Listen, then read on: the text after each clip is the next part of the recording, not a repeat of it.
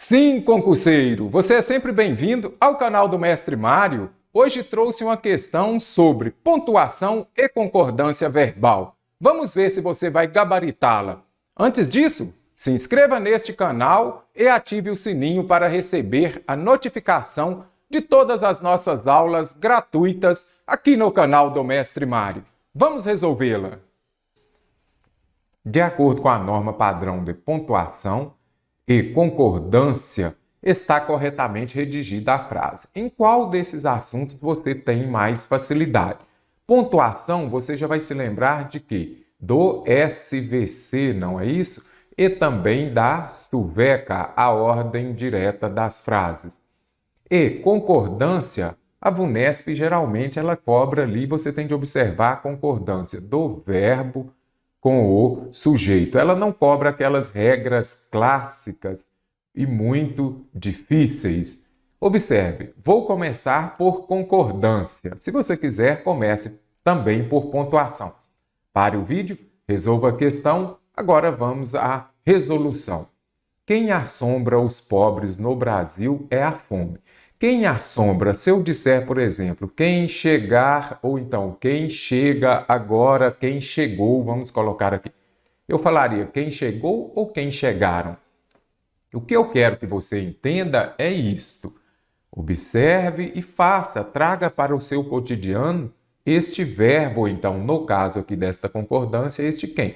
Então, eu falo quem chegou. Então, vou usar aqui na terceira pessoa do singular, correto? Então, eu usaria aqui como quem assombra os pobres é a fome. Então, a fome é quem assombra os pobres no Brasil. Então, já descartei por quê.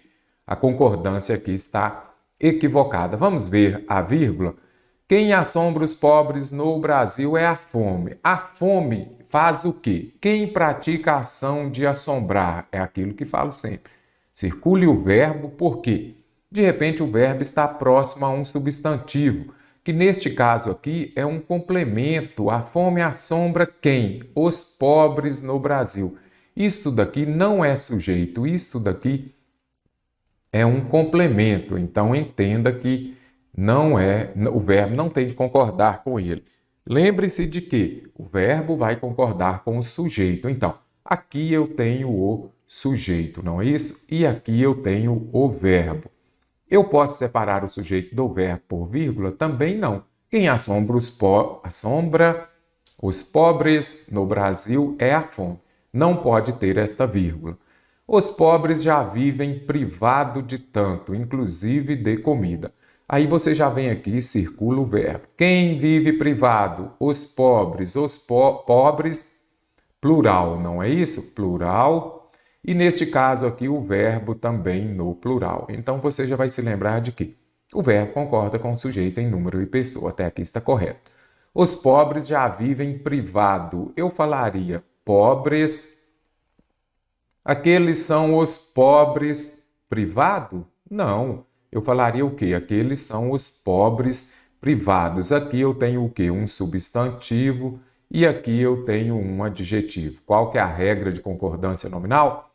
O adjetivo vai concordar com o substantivo em gênero e número, ou seja, está no masculino, também o substantivo, o adjetivo precisa estar no masculino e também no plural. Então, o correto aqui seria privados. Os pobres já vivem privados de tanto, inclusive de comida. Então, apareceu aqui a expressão inclusive, ou isto é, que é para explicar, exemplificar, ela virá entre vírgulas. Palmeiras são árvores que ficam bem plantado. Observe aqui.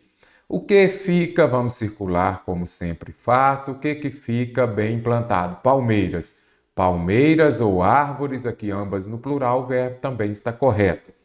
Palmeiras são árvores que ficam bem plantado, aí vamos pegar de novo. Palmeiras, vamos pegar aqui, eu falaria, as palmeiras plantado, não, eu falaria o quê? As palmeiras plantadas perto da piscina são bonitas.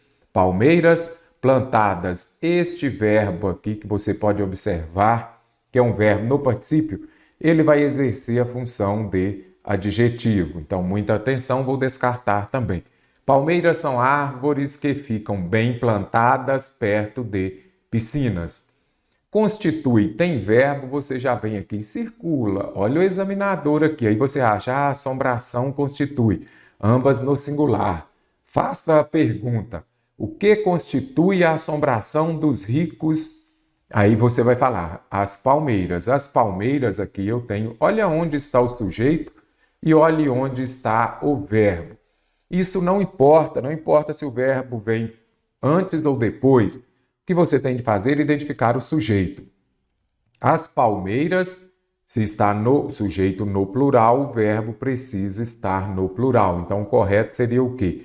Constituem a assombração dos ricos as palmeiras das piscinas. Não pode ter os parênteses aqui, ok? Por quê? Porque aqui eu tenho um adjunto adnominal. Adjunto adnominal é aquele que está especificando o substantivo, correto?